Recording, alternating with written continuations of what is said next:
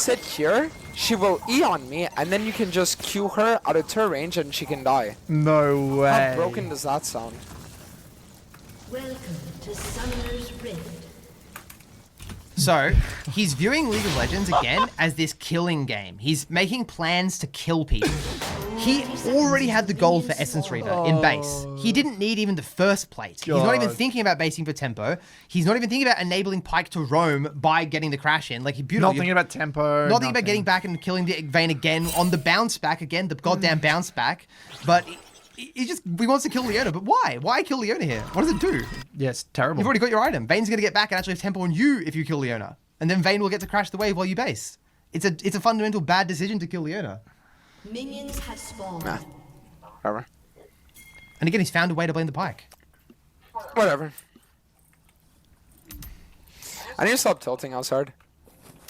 Mental is the most... Should they have 20,000 games on Hacker? But comebacks are possible, though. Comebacks are possible. Give or take. Could be even more, Remember, honestly. because we can have bad mental in the early game, but when the mid game, we're locked in. That's how you win games. Yes. It's not about the early game. You can do whatever you want in the early Remember, game. mental is She the wouldn't most E if Pyke important was thing. with you there. They had no vision along this entire line.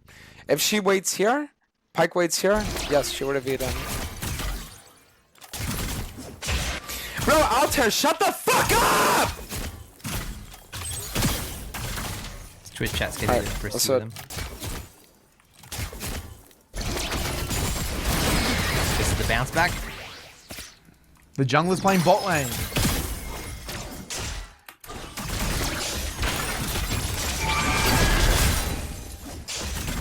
Again, it's not really them finding the engage. It's more Leona picking a bad one, but it's all good. Yep.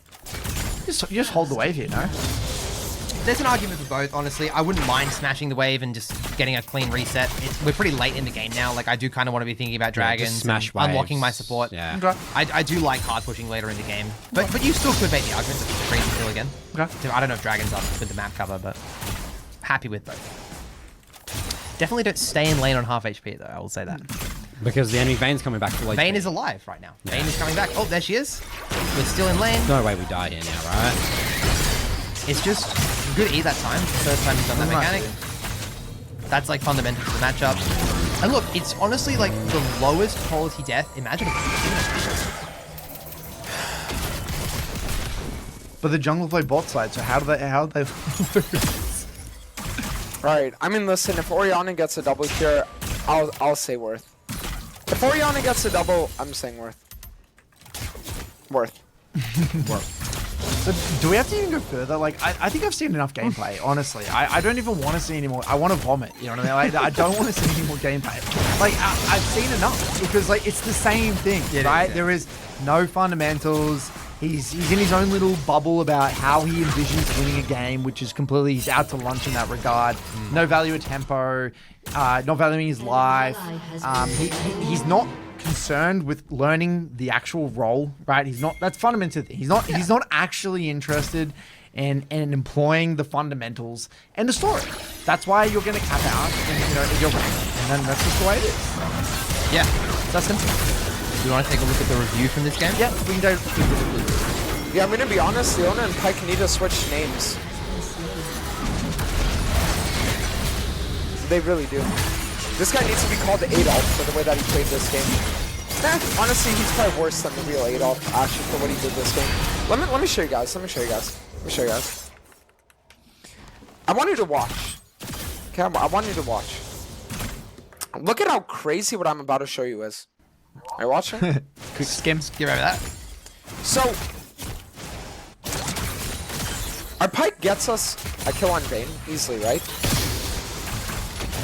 Arms up here.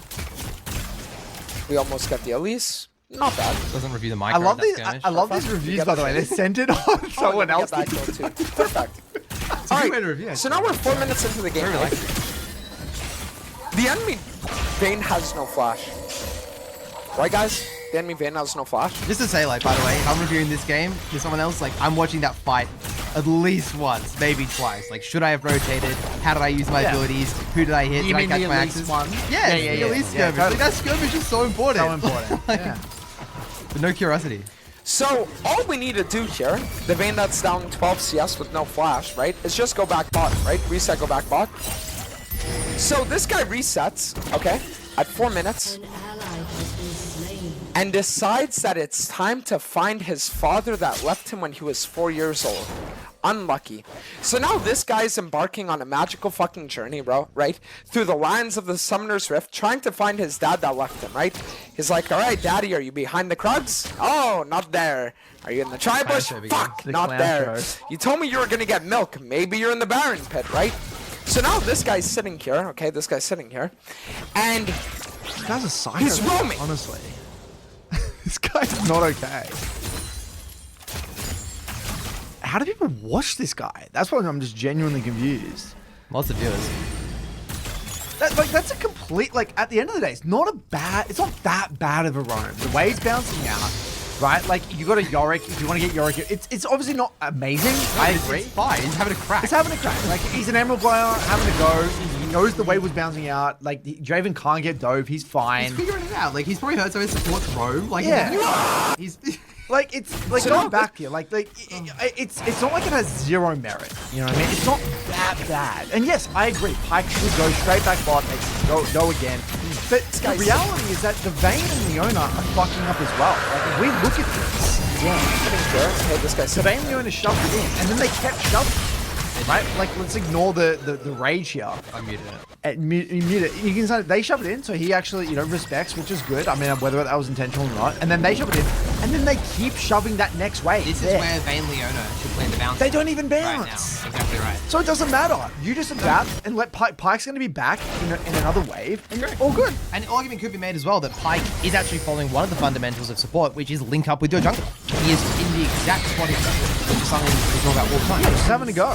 Yeah. He's an emerald for a reason. Again, Not perfect. Not perfect. But at least he's trying with intent. he's playing with intention. Yes, correct. He's using his lull state as well, actually, to Yes. find out what's going on.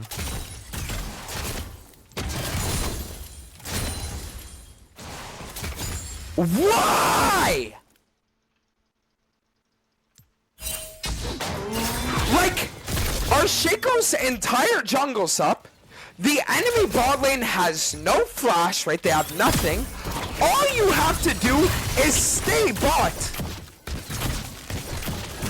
This is really Literally, you have a Draven. But no, if we get a kill on Ornn, that's gonna be the winner's Q Deluxe. Like, what even goes through these people's brains?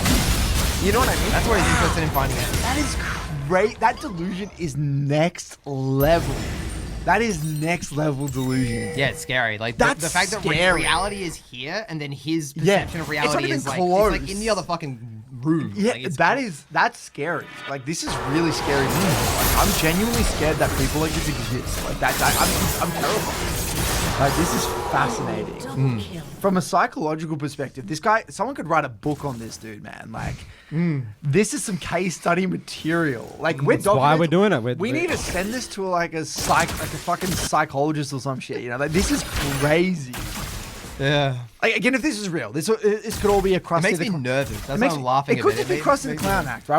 We don't know for certain. I don't know. I don't think it's that outlandish, Curtis, that you're putting it. I think Really? Yeah, it's the he's the Draven. He's got to win the game, and the Pike's just a bot. Like, obviously he's dramatizing it, but I think this is very common in the league community, Curtis. Right. This is just on display.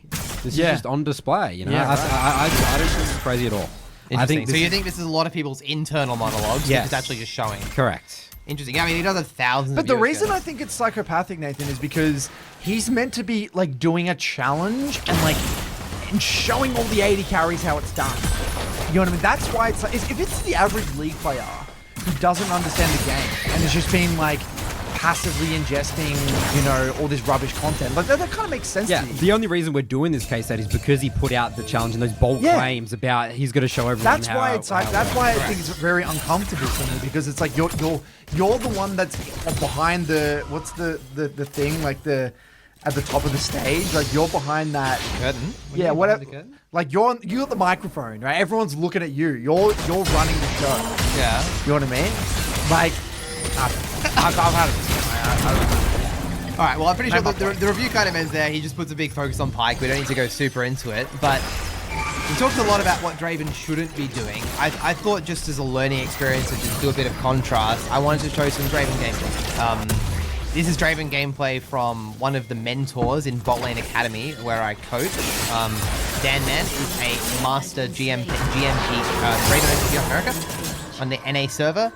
We recently just made a massive 5-hour Draven guide together, so I've got Draven running through my brain still from that.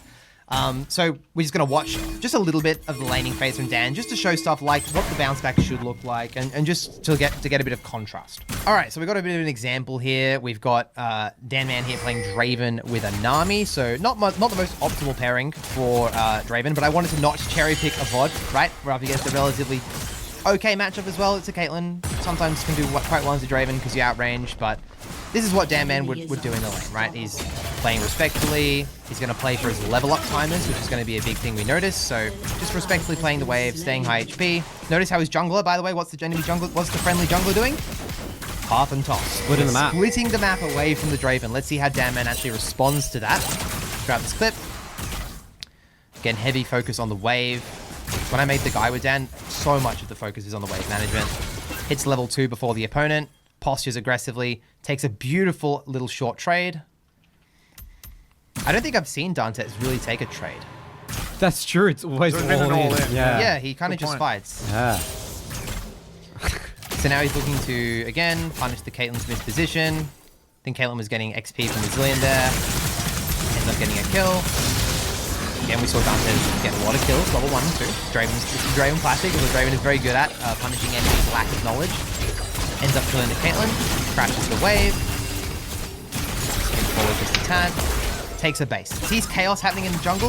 What does he do about this? He says no, danger pings 3 times, pings Caitlyn alive. He runs out of pings because of how much he's communicating. Beautiful pings from Dan there. And just bases. Very, very solid decision.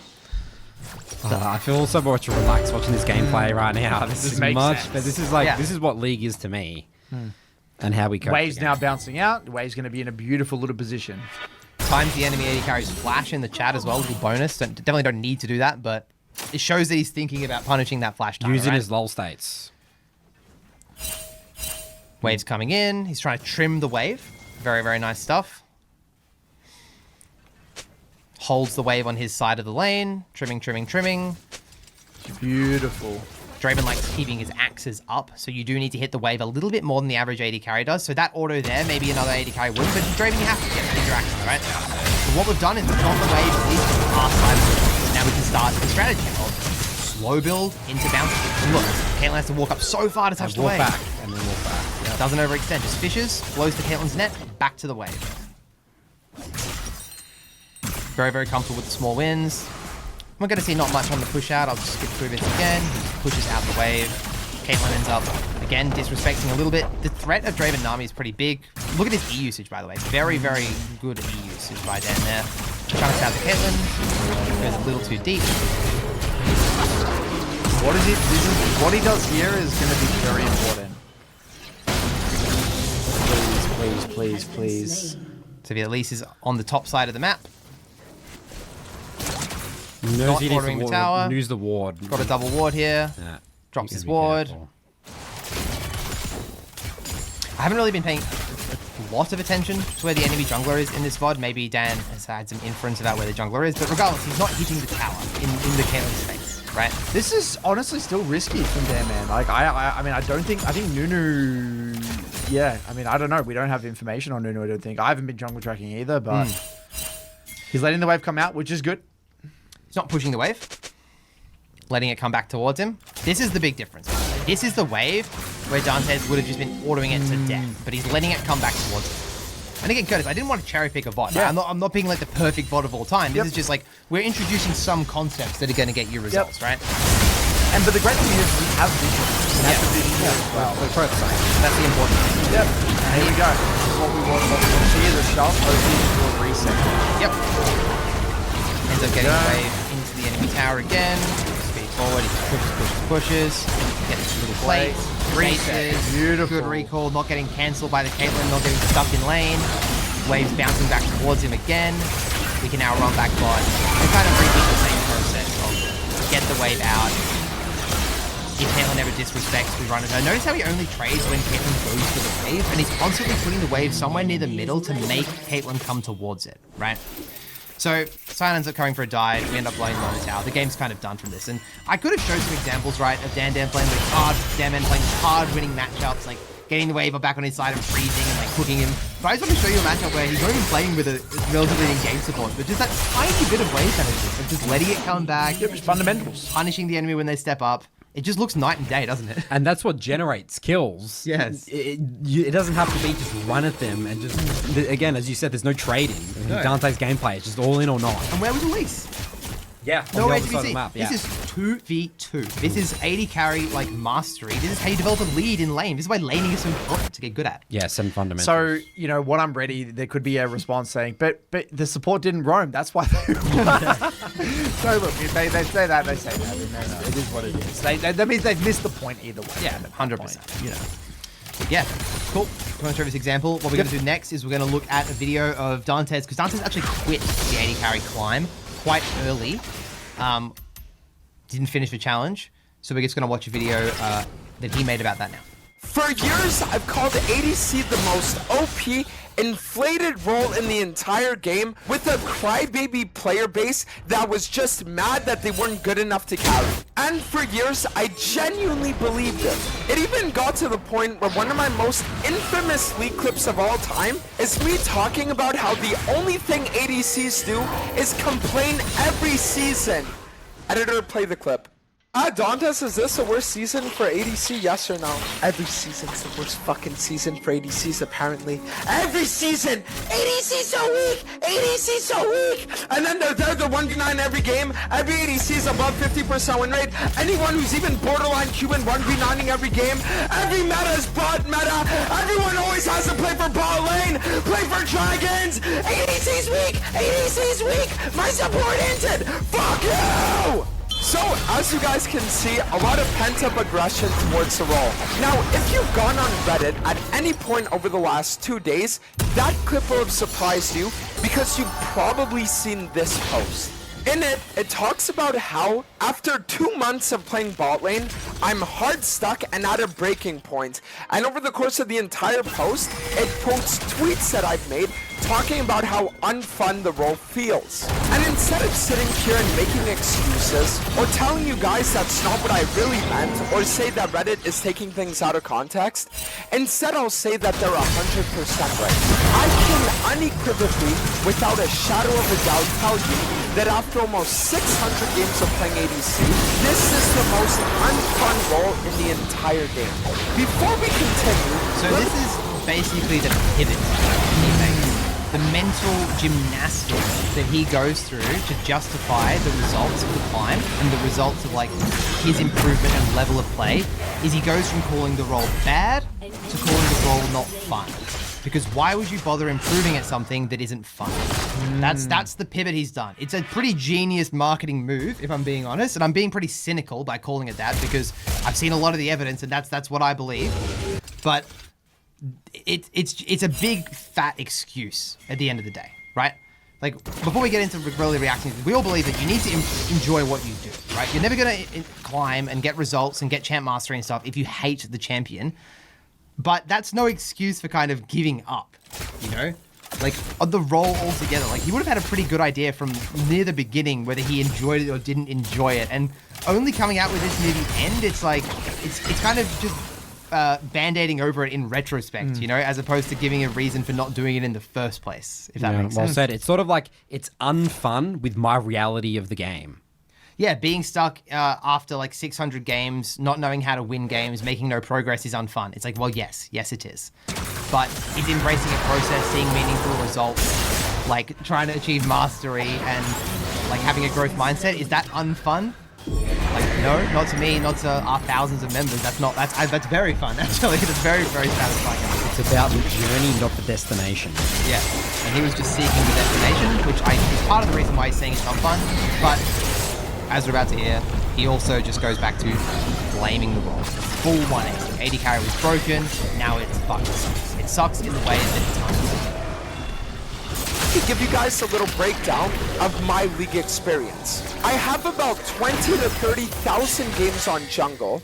Back in Season 10, I peaked Grandmaster on Hecarim mid and top lane only without playing a single game of jungle. And whenever I get filled support in Grandmaster or Master Challenge games, I most of the time always win. So going into this challenge, the only role that I knew that I never really experienced was Marksman and ADC. My only real experience with Marksman was playing Kindred for a couple thousand games, but even on Kindred, most of the time I can barely average a positive win rate. And let me just tell you, it is absolutely miserable. To clarify just one point before we continue, I don't think that ADC is necessarily weak. I just think that it is so unfun and mind-numbing to play that it makes it feel infinitely weaker than it actually is. You see, when you're playing other roles, there are a multitude of ways that you can get resources. Top laners can go for TP plays or roams out of base. Junglers can gank, invade, secure neutrals. Mid laners can shove and roam, TP, or even roam out of base. And supports, as we know, love leaving bot lane, so they're always going to be out looking for their missing dad. But the issue with bot lane is that you can't do any of that. Your agency in the game is limited to just how much you don't die. That's the extent of the role. Just don't die. For every other role in the game, there are ways to get ahead in the early... Couple of things to point out here. It's very convenient that he thinks the way to climb on ADC is don't die, considering he didn't climb on ADC and he did die.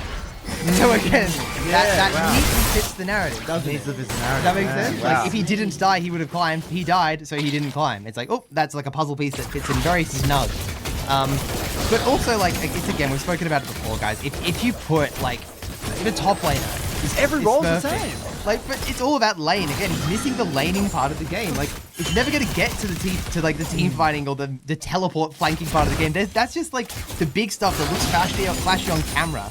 But the real skills of a top laner and a mid laner and a jungler isn't the big flashy stuff. It's not the TP flanks or the team fights. It's the micro, the intricacies, like the fundamentals, you know? It's just missing the mark so much. But every role is the same where, you know, it is, you know, every role can't die, right? If you play, like, again, driven top, if you die early game, you're fucked. A lot of matchups, right? You do the same wave management mistakes he makes in top lane. You're Same even thing more happens. screwed. You're even more time. screwed. Yeah. Exactly right. So it's almost as it feels like, yeah, you kind of mentioned this earlier, Charles, but like he thinks that like AD carries this little like it's this one unique role in the game where like it's the only role where you like you just have to not die. But like that's literally every role. That is the game of League of Legends. You know, if you're not valuing your life and you're taking low percentage plays, then you're not gonna win. That's just the way League of Legends works. And because he's a jungler, junglers are, it's way easier to not die as a jungler because you choose your decisions, right? So because he doesn't know how to lane at all, he's going to be dying and he just can't accept that reality. That's just the level of his play compared to a jungler. Junglers just, you can just run around full clear and But yeah, that's take your fights. That's what's so weird about this whole thing, though, because like, again, he can play. You said before, he can play disciplined League of Legends as a jungler, where he says no to plays, focuses his camps, you know, quite what values his life, right? So like, that's what's weird here. That's what's not adding up. Yeah, bit of cognitive dissonance. Cognitive dissonance, exactly right. Mid and late game that work independently of your team. These can work in the way of engaging team fights, flanking, teleport plays, split pushing, or even setting up traps in bushes with CC and things like that. But the issue with ADC is that you are afforded none of these options. None of the ADC champs are really engaged champs that can just go in and wreak havoc single-handedly. You also can go for flanks or else you're going to be getting shot out of the sky. Teleport isn't a rune that's ever taken on 99% of the roster. And if you ever try to split push or shove lanes alone, then chances are you're going to get four-man by the Avengers and you're back to base before you can say fuck.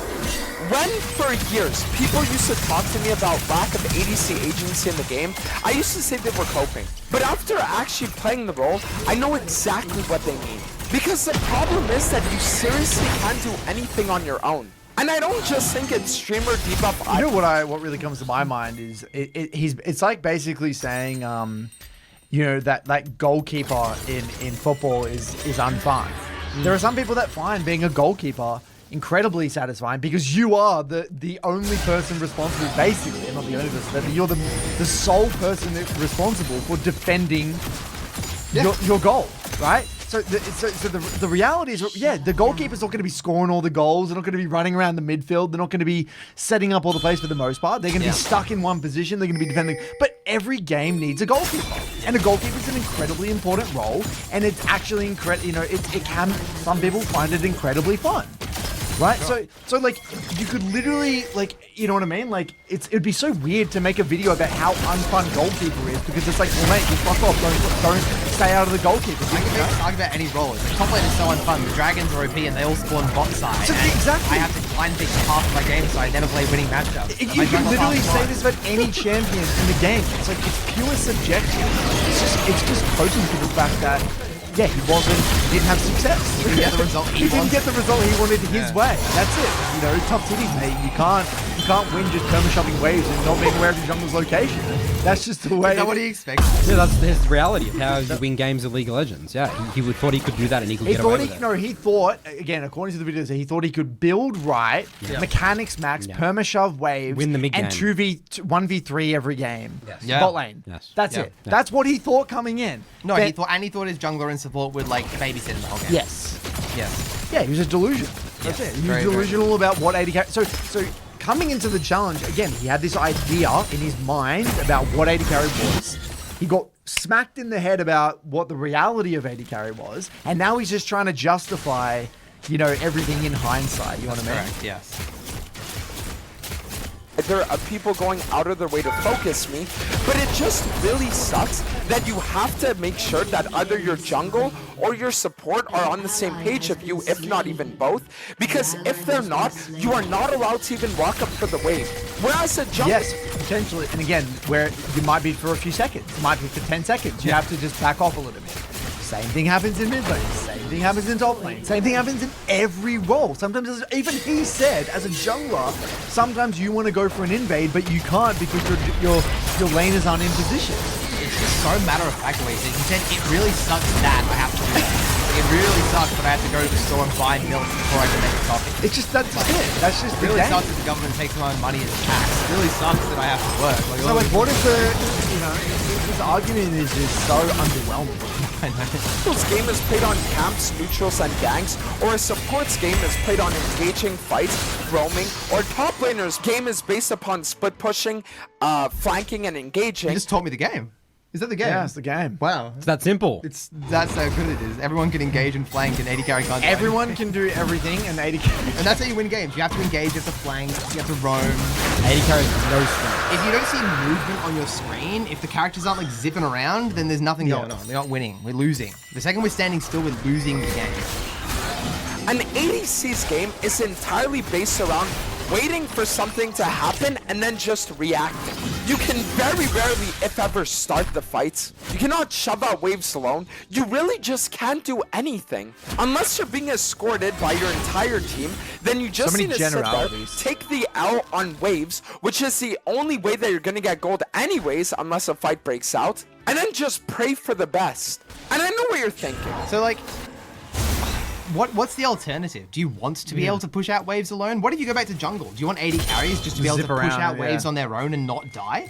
Like what do you physically want? I don't know what they want. No, I don't think he's saying what he wants. I think he's just complaining at this point. That's just, you know what I mean? I don't think there is, like, because again, if 80 carries had all this wave clear, could 1v3, could perma-shove waves without dying to ganks, that would be the most broken thing in the game. It's not realistic. It's not realistic.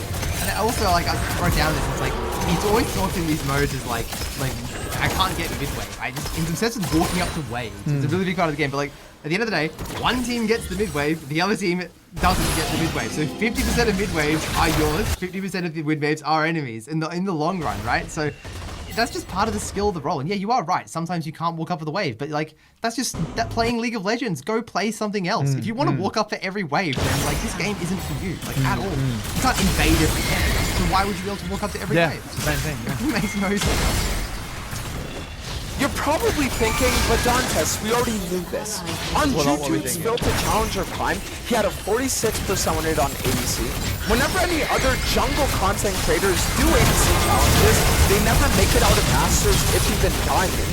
And whenever you see any actual Challenger ADC mains doing any kind of unranked Challenger, they are always dueled with either a support or a jungle. But I thought I knew the secret. I thought the reason why all these people weren't finding success with the role wasn't because it was actually weak, but it was because they weren't building properly. But the truth is that no matter what you build, the agency just isn't there because builds aren't gonna affect your actual impact within the game. I know that's a bit of a confusing statement, so let me break it down. If I'm playing a champion like Draven, for example, and I get to have 3,000 health versus 2,000 health, if I'm walking up to the mid wave alone, or if I'm trying to split push, or if I'm trying to engage fights, I'm still just gonna die no matter what. So no matter what my builds are, the fundamental issue with marksmen as a class is that they're just not allowed doing anything on their own. I went from locking in Hecarim every game and being able to look at a team comp and say, yeah, I can one-shot 4 of them, to playing a marksman, and if I ever try to walk up for a wave, I have to think to myself, are all 5 of the enemy members on the map? No? Oh, I guess I'm gonna die to all of the missing ones then. And I'm telling you, it just really sucks. When the CIA...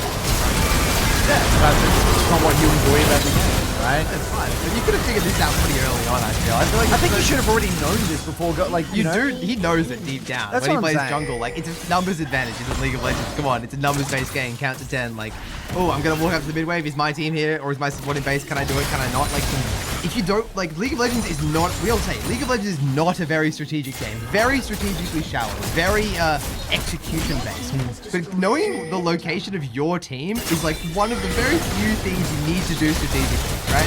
He doesn't even want to do that. He just wants to click the enemy. Like, so it's bare minimum. Like, It's bare minimum. 0 out. Once it's fortunate, they shouldn't be waterboarding them. They should just be putting them on Draven bot lane with a Nautilus support against a Tristana Yumi.